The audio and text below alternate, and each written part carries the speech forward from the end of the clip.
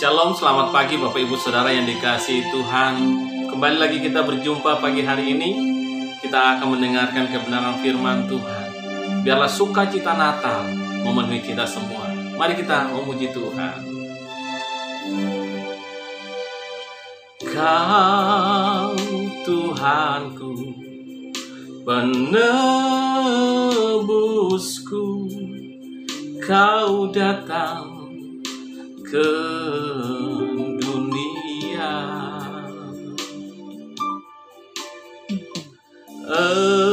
Engkau rela disalibkan demi seluruh manusia.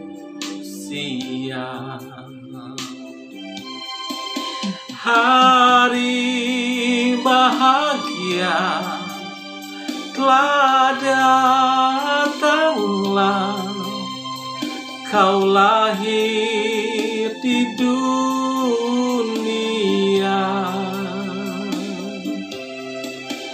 Kau datanglah,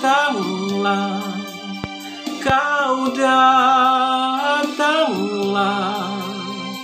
Kau penebus dosa. Semuanya bergembira dengan kabar bahagia.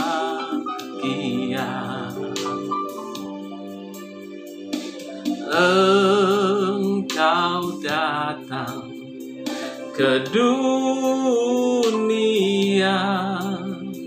Kau penebus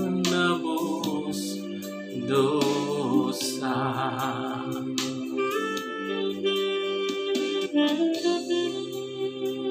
Haleluya. Dialah Yesus, Dia yang datang ke dunia. Biarlah sukacita memenuhi seluruh kehidupan kita semua, sebab Dia penebus dosa. Dia lahir, Dialah Yesus.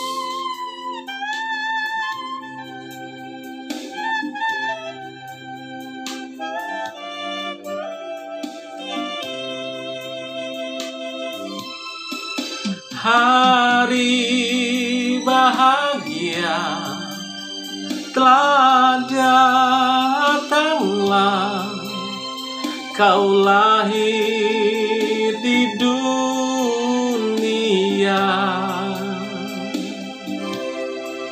Kau datanglah, Kau datanglah, Kau penebus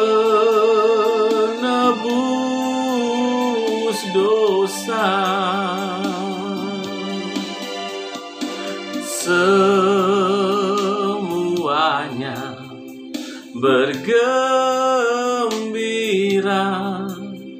dengan kabar bahagia.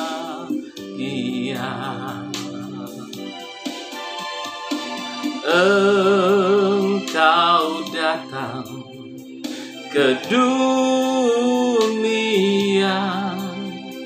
Kau penebus dosa. Kau penebus dosa.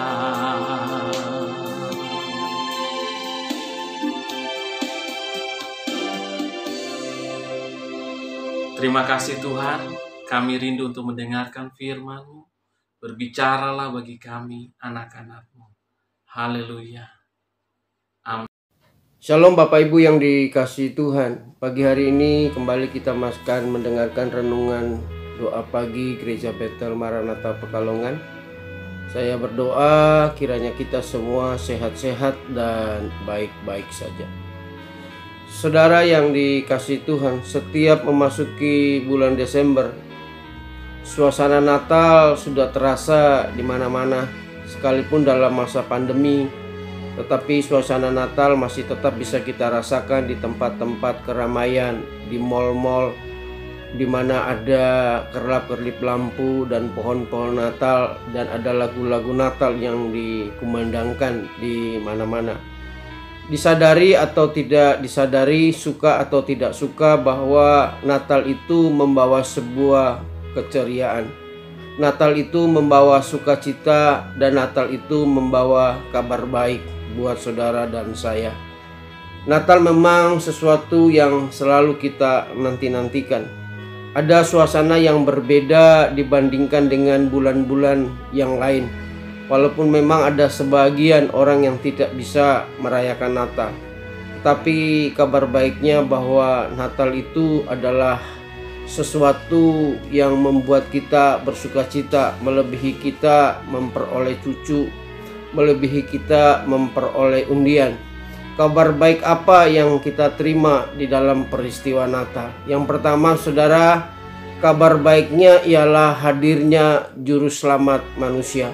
Di dalam Matius pasal 1 ayat 21 dikatakan, ia akan melahirkan anak laki-laki, dan engkau akan menamai dia Yesus, karena dialah yang akan menyelamatkan umatnya dari dosa mereka.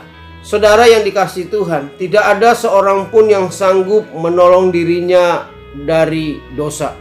Walaupun ada berbagai cara yang dilakukan, sekalipun ada beberapa kepercayaan yang mereka lakukan dengan beramal, dengan mempersembahkan korban, dengan berbuat baik dan macam-macam cara, tetapi semua itu tidak sanggup membuat kita mencapai standar Allah. Karena tidak ada seorang pun yang baik 100%. Mana ada orang yang bisa mengorbankan seluruh hartanya yang dimiliki sampai dia tidak punya apa-apa untuk menebus dosanya. Apakah dosa bisa ditebus dengan uang dan harta? Tentu saudara yang dikasihi Tuhan, tidak bisa. Jadi tepatlah apa yang dikatakan oleh Rasul Paulus, bahwa semua manusia telah berbuat dosa dan telah kehilangan kemuliaan Allah, dan hanya hukuman api neraka yang menjadi bagian hidup mereka. Itu tertulis di dalam Roma pasal 3 ayat 9 sampai yang ke-23. Saudara yang dikasihi Tuhan, namun kelahiran Yesus yang kita rayakan dalam Natal membawa berita indah di tengah-tengah keputusasaan manusia untuk memperoleh keselamatan. Alkitab berkata, Allah memberikan kepada kita Yesus untuk menyelamatkan manusia dari dosa mereka. Jika kita berharap keselamatan itu dari sesuatu hal yang lain, maka saya percaya saudara, hari ini berita Natal datang kepada kita bahwa keselamatan itu hanya ada di dalam Yesus. Berita baiknya adalah bahwa kita yang percaya kepada Yesus, kita akan masuk surga karena dosa kita telah ditebus oleh Yesus. Apakah menurut saudara berita ini adalah berita yang tidak baik? Tentu saya percaya saudara setuju dengan saya bahwa berita ini adalah berita yang baik, berita yang membawa sukacita bagi kita semua, bahwa Yesus datang untuk menyelamatkan saudara dan saya. Karena surga adalah tempat yang terindah. Surga menjadi tujuan setiap hidup manusia di masa kekekalan. Yang kedua, saudara yang dikasihi Tuhan, kabar baik di dalam peristiwa Natal adalah bahwa firman Tuhan sepenuhnya dapat dipercaya. Saudara yang dikasihi Tuhan, kalau kita boleh melihat bahwa kelahiran Yesus itu sudah dinubuatkan. Di dalam Kejadian pasal 3 ayat 15 dikatakan demikian. Kejadian pasal 3 ayat yang ke-15, demikian firman Tuhan.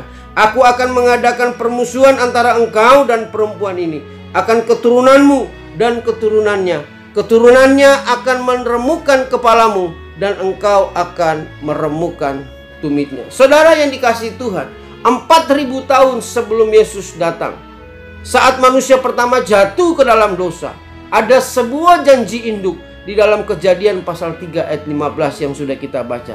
Ternyata janji Tuhan itu digenapi sepenuhnya pada hari Natal.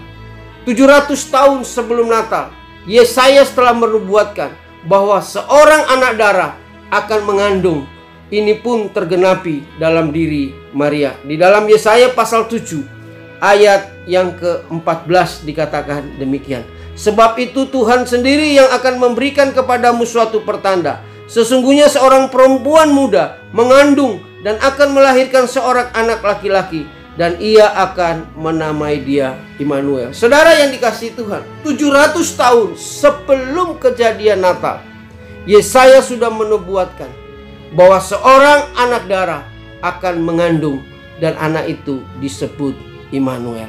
Saudara yang dikasihi Tuhan, tidak saja sampai di situ. Bahkan puluhan ratus tahun sebelum Natal telah dinubuatkan oleh Nabi Mika dengan rincian bahwa di kota Bethlehem yang kecil akan lahir seorang juru selamat. Di dalam Mika pasal yang kelima ayat yang 1 demikian firman Tuhan. Mika pasal 5 ayat 1.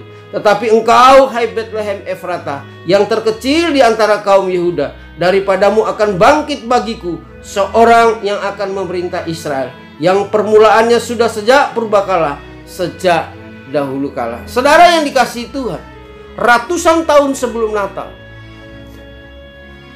kita melihat bahwa Nabi Milka sudah menubuatkan bahwa di kota Bethlehem, kota yang kecil, akan lahir seorang juru selamat.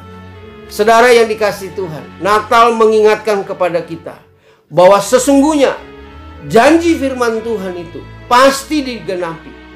Untuk itu saudara yang dikasihi Tuhan, jikalau hari-hari ini engkau sudah mulai meragukan lagi janji Tuhan, maka Natal ini datang kepada engkau, untuk kita dan saya, untuk mempercayai kebenaran firman Tuhan. Di dalam Bilangan pasal 23 ayat 19 demikian firman Tuhan. Allah bukanlah manusia sehingga ia berdusta, bukanlah anak manusia sehingga ia menyesal.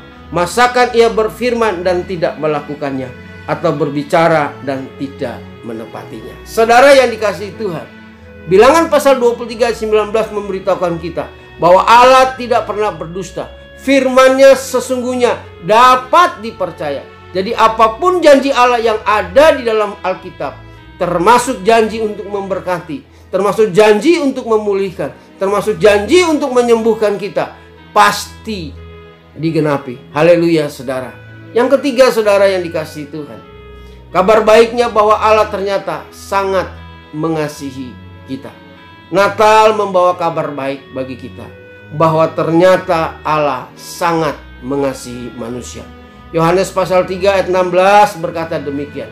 Karena begitu besar kasih Allah akan dunia ini, sehingga ia telah mengaruniakan anaknya yang tunggal, supaya setiap orang yang percaya kepadanya tidak binasa, melainkan beroleh hidup yang kekal. Saudara yang dikasihi Tuhan, Alkitab berkata bahwa Allah sangat mengasihi kita.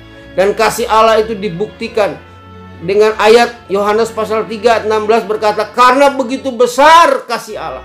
Allah mengasihi saudara dan saya, bukan kasih yang separuh.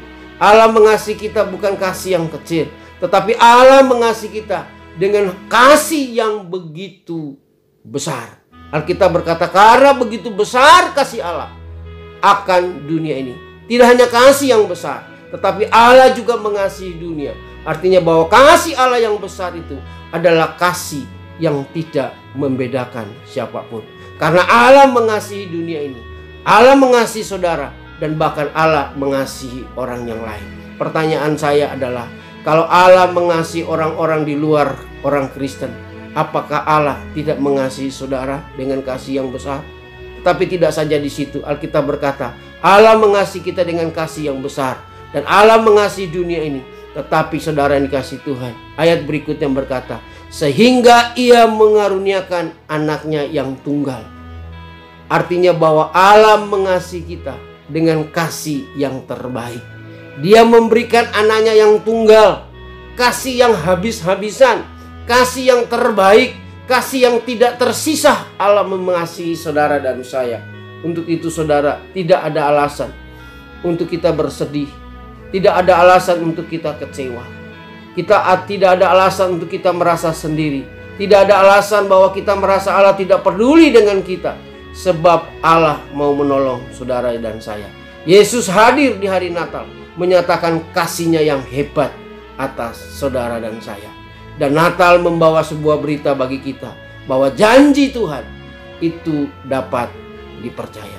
Saudara yang dikasihi Tuhan, mari di hari Natal ini Tuhan mengingatkan kepada kita bahwa Kristus sudah diberikan untuk saudara dan saya, supaya setiap kita yang percaya kepadanya memperoleh keselamatan.